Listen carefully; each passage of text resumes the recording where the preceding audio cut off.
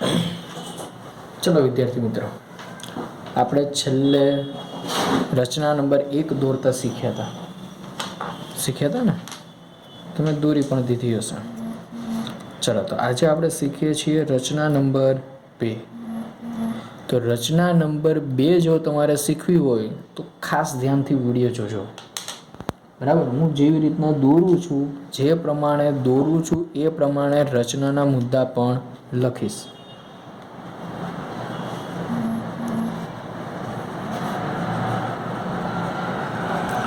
એટલે મુદ્દા લખતા જવાના અને રચના દોરતી જવાની.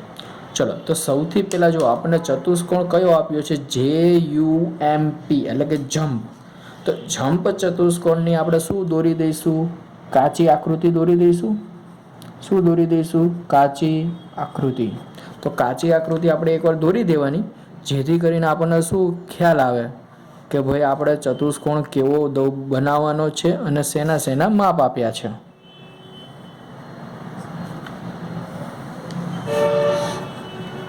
ચલો, તો જે ચતુષ્કોણ આપ્યો છે એનું નામ લખી દઈએ આપણે. JUMP.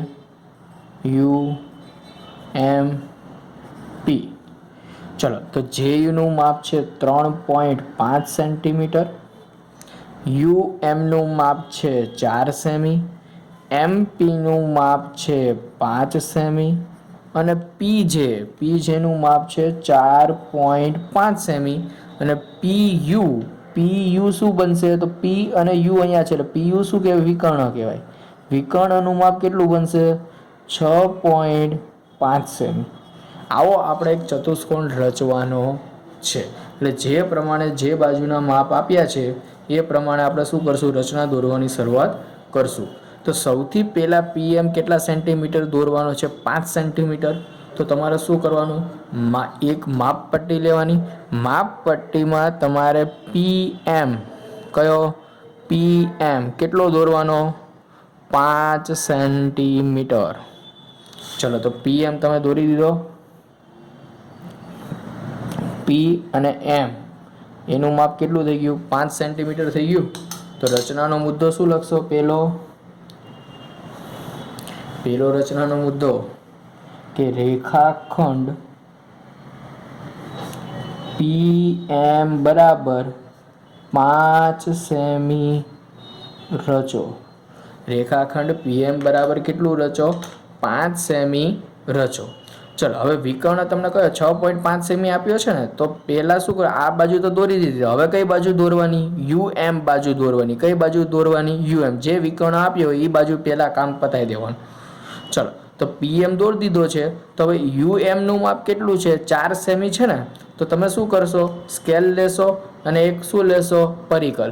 પરિકલની મદદથી તમારે ત્રિજ્યા કેટલી લેવાની? 4 સેન્ટીમીટર. કેટલી ત્રિજ્યા લેવાની? 4 સેન્ટીમીટર. ચલો, તો 4 સેન્ટીમીટર ત્રિજ્યા લઈ. કેટલી? 4 સેન્ટીમીટર ત્રિજ્યા લઈ કેન્દ્ર કોને લેવાનું? M ને. કારણ કે M થી U બાજુ બનાવવાની છે એટલે 4 સેમી ત્રિજ્યા લઈ. કેટલી? 4 સેમી ત્રિજ્યા લઈ M ને કેન્દ્ર ગણી. કોને કેન્દ્ર ગણવાનું છે? M ને. M ને કેન્દ્ર ગણી એક ઉપરના ભાગમાં ચાપ રચો. એક ઉપરના ભાગમાં શું રચો? ચાપ રચો. પેલી ચાપ થોડીક મોટી રાખવાની. ખ્યાલ આવ્યો કે ન આવ્યો? ખબર પડે છે બધાને? ચલો, પછી જે પ્રમાણે ચાપ આ દોરી, હવે તમારે શું દોરવાનું છે? PU. તો PU નું માપ કેટલું છે? 6.5 સેમી છે ને? તો હવે તમારે ત્રિજ્યા કેટલી લેવાની? 6.5 સેમી. તો 6.5 સેમી ત્રિજ્યા આપણે માપવી હોય તો શું કામ કરશું? સ્કેલની મદદથી માપી લઈશું ને?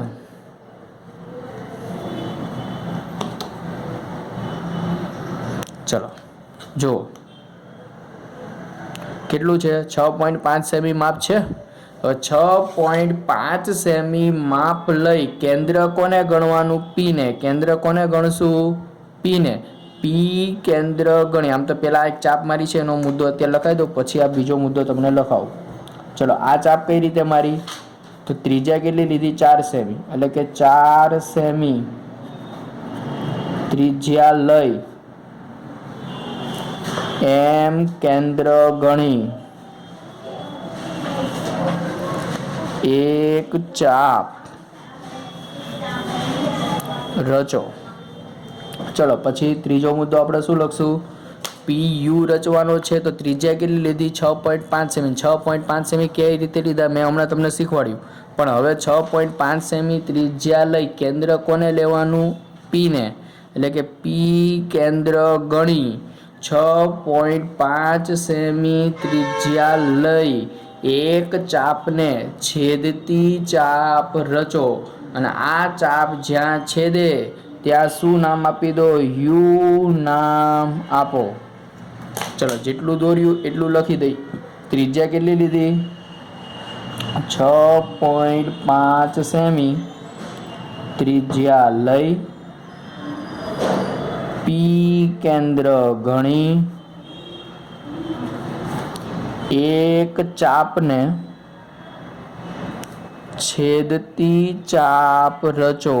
છેદતી ચાપ રચો.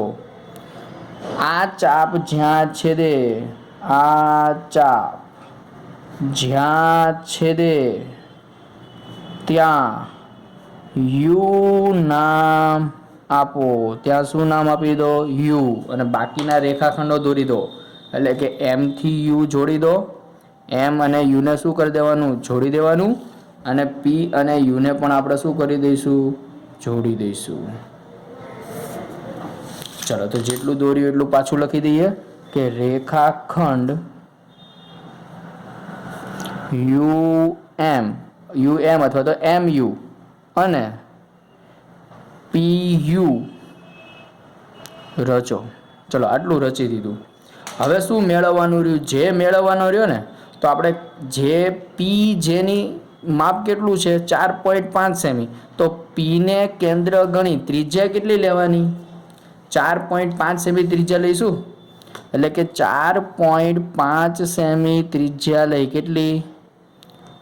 4.5 સેમી ત્રિજ્યા લઈ પી ને કેન્દ્ર ગણી 4.5 સેમી ત્રિજ્યા લઈ પી ને કેન્દ્ર ગણી એક ચાપ રચો. ચલો લખો. શું લખશો? પી 4.5 સેમી ત્રિજ્યા લઈ પી કેન્દ્ર ગણી એક ચાપ રચો. પછી યુ થી જેનું અંતર કેટલું છે? 3.5 સેમી છે ને. યુ થી જેનું અંતર કેટલું છે? 3.5 સેમી. તો હવે ત્રિજ્યા કેટલી લેવાની? 3.5 સેન્ટીમીટર. ચલો 3.5 સેમી ત્રિજ્યા લઈ કેન્દ્ર કોને લેવાનું? યુ ને. યુ થી 3.5 સેન્ટીમીટર જે દૂર છે એટલે યુ કેન્દ્ર લેવાનું. અને ત્રિજ્યા કેટલી લેવાની? 3.5 સેમી. એટલે 3.5 સેમી ત્રિજ્યા લઈ એક ચાપને છેદતી ચાપ રચો. ચલો હું ફરીથી મુદ્દો લખું છું. ત્રિજ્યા કેટલી લીધી? 3.5 સેમી ત્રિજ્યા લઈ યુ કેન્દ્ર ગણી એક ચાપને છેદતી ચાપ રચો. અને આ ચાપ જ્યાં છેદે, આ ચાપ જ્યાં છેદે ત્યાં જે નામ આપો. ત્યાં શું નામ આપો? જે નામ આપો. અને રેખાખંડ પી જે અને યુ જે રચો. રેખાખંડ કયો? પી જે અને યુ જે રચો. આ બે ચાપ જ્યાં છેદીને આપણે જે નામ આપી દીધું. હવે કામ શું કરશું? એક રેખાખંડ રચી દેવાનો કયો? પી જે. કયો રચી દઈશું? પી જે. અને બીજો રેખાખંડ આપણે કયો રચી દઈશું? યુ જે. ખ્યાલ આવ્યો કે ન આવ્યો? ખબર પડી? આમ આપણો ચતુષ્કોણ શું થઈ ગયો? પૂરો. તો નંબર 8 શું લખશું કે આમ ચતુષ્કોણ કયો? JUMP એ માગ્યા મુજબ છે. આમ ચતુષ્કોણ JUMP કેવો છે? માગ્યા મુજબનો છે. ખબર પડી બધાને ને? ના ખબર પડે તો એકવાર વખત વિડીયો ફરી વખત જોવો પડે તો જોજો ને.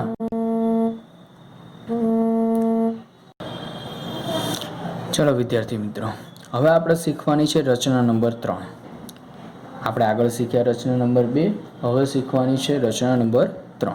તો રચના નંબર 3ની રકમ શું કહે છે કે સમાંતર બાજુ ચતુષ્કોણ MORE માં OR નું માપ 6 સેમી છે, RE નું માપ 4.5 સેમી છે, EO નું માપ 7.5 સેમી છે. તો આપણે ચતુષ્કોણ MORE રચવાનો છે. તો સૌથી પહેલા આપણે કામ શું કરીશું? કાચી આકૃતિ બનાવી દઈશું. ચલો, તો કાચી આકૃતિ બનાવી હોય તો સૌથી પહેલા તો ચતુષ્કોણ છે જે MORE એ આપણે શું કરશું? એક તો કાચો ચતુષ્કોણ એક દોરી દઈશું. ચલો,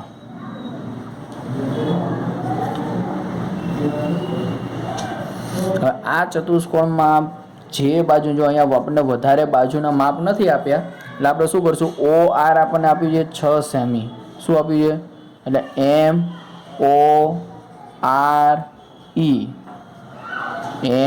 MORE ચતુષ્કોણ થઈ ગયું ને. ચલો મિત્રો, તો આપણે અહીંયા ચતુષ્કોણની જે કાચી આકૃતિ દોરી છે એમાં આપણે માપ લખી દઈએ. OR કેટલો છે? 6 સેન્ટીમીટર. RE કેટલો છે? 4.5 સેન્ટીમીટર. અને EO કેટલો છે? તો EO છે કેટલો? 7.5 સેન્ટીમીટર. આગળની આકૃતિઓમાં કેટલું છે ખબર પડી? આગળની જે 2 રચના હતી એમાં તમને શું હતું? ચારેય બાજુના માપ આપી દીધા હતા. અહીંયા તમને ચારેય બાજુના માપ આપ્યા નથી, પણ અહીંયા તમને એવું કીધું કે ચતુષ્કોણનો પ્રકાર કેવો છે? સમાંતર બાજુ ચતુષ્કોણ. તો સમાંતર બાજુ ચતુષ્કોણ તમે 3જા ચેપ્ટરમાં ભણી ગયા ને? કેવો હતો સમાંતર બાજુ ચતુષ્કોણ? તો સમાંતર બાજુ ચતુષ્કોણમાં સામસામેની બાજુઓ કેવી હોય? સરખી હોય. એક ગુણધર્મ એનો એવો હતો. શીખ્યા હતા ને? તો OR નું માપ 6 સેમી હોય તો ME નું માપ કેટલું થાય? 6 સેમી થાય. કેટલું થાય? 6 સેમી. પછી RE નું માપ 4.5 સેમી હોય તો MO નું માપ કેટલું થાય? 4.5 સેમી.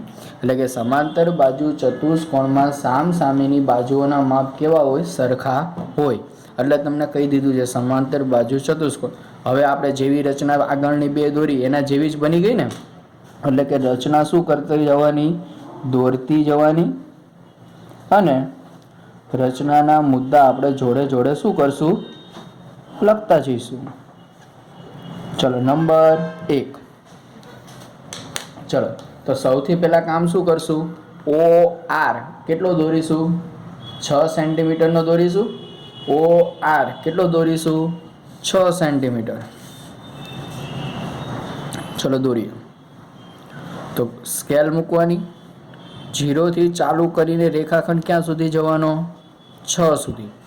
તો OR નું માપ કેટલું હોવું જોઈએ? 6 સેન્ટીમીટર. ચલો, હવે આપણે કોની રચના કરીશું? બિંદુ E દોરવાના છે ને.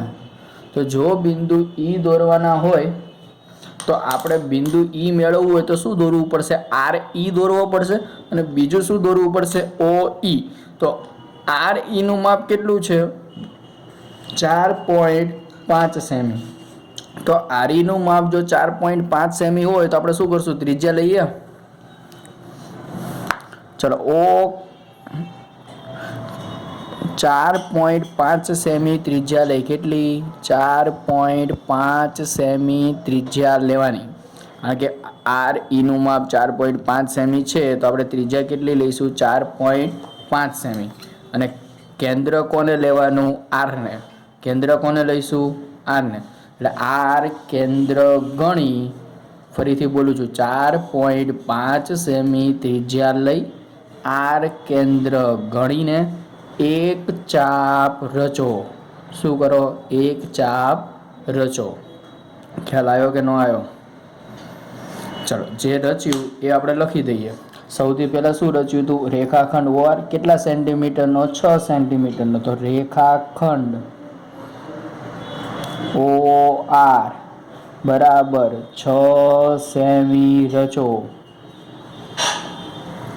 ચલો નંબર 2 શું કે 4.5 સેમી ત્રિજ્યા લઈ કેન્દ્ર કોને ગણવાનું આર ને આર કેન્દ્ર ગણી એક ચાપ રચો ચલો પછી શું કામ કરશો ઓ ઈ ત્રિજ્યા કેટલી ઓ ઈ દોરવો હોય તો ત્રિજ્યા કેટલી લેશો 7.5 સેમી તો 7.5 સેમી ત્રિજ્યા તમારે લેવી હોય તો કઈ રીતે લેવાની ખ્યાલ આવે ને તમને સ્કેલ લેવાની અને પરિકલ ઉપર પેન્સિલની અણી ક્યાં રાખશો 0 ઉપર અને લોખંડની અણી આપણે ક્યાં લઈશું આમ તો લોખંડની અણી આપણે રાખશું 0 ઉપર અને પેન્સિલ ક્યાં લઈ જઈશું 7.5 ઉપર ચલો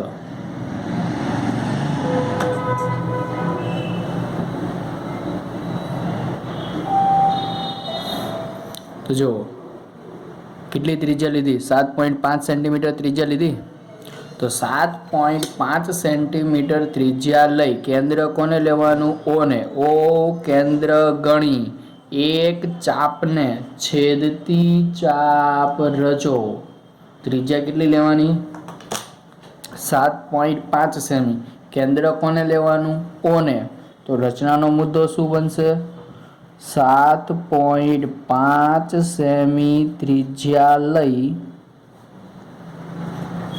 ઓ કેન્દ્ર ગણી એક ચાપને છેદતી ચાપ રચો આ ચાપ જ્યાં છેદે ત્યાં ઈ નામ આપો આ ચાપ બંને જ્યાં છેદી ત્યાં નામ આપણે શું આપવાનું છે ઈ નામ આપો હવે શું કરશો રેખાખંડ આર ઈ એટલે કે રેખાખંડ કયો આર ઈ એને જોડી દેવાનો રેખાખંડ આર ઈ જોડો અને બીજો કયો રેખાખંડ જોડી દો રેખાખંડ ઓ ઈ જોડો ચલો નંબર 4 રેખાખંડ આર ઈ અને ઓ ઈ રચો ચલો હવે શું મેળવવાનું રહ્યું બિંદુ એમ તો બિંદુ એમ મેળવવું હોય તો ઓ થી એમ નું અંતર કેટલું છે 4.5 સેન્ટીમીટર છે ને તો ફરીથી ત્રિજ્યા કેટલી લેવાની 4.5 સેમી ચલો તો 4.5 સેમી ત્રિજ્યા લઈ 4.5 સેમી ત્રિજ્યા લઈને ચલો તો 4.5 સેમી ત્રિજ્યા લઈ કેન્દ્ર કોને ગણવાનું ઓ ને ઓ કેન્દ્ર ગણી એટલે 4.5 સેમી ત્રિજ્યા લઈ ઓ કેન્દ્ર ગણીને એક ચાપ રચો ચલો રચનાનો મુદ્દો શું બનશે કેટલી ત્રિજ્યા લેશો 4.5 સેમી ત્રિજ્યા લઈ ઓ કેન્દ્ર ગણી એક ચાપ રચો ખ્યાલ આવ્યો ચલો હવે શું કામ કરશો? એમઈનું માપ કેટલું છે? 6 સેમી છે ને. તો એમઈનું માપ 6 સેમી હોય તો હવે ત્રિજ્યા કેટલી લેવાની આપણે? 6 સેન્ટીમીટર ત્રિજ્યા લેવાની. ચલો તો 6 સેમી ત્રિજ્યા લઈ. કેટલી? 6 સેમી ત્રિજ્યા લઈ કોને કેન્દ્ર ગણવાનું? ઈને. 6 સેમી ત્રિજ્યા લઈ ઈ કેન્દ્ર ગણીને. કોને કેન્દ્ર ગણીને?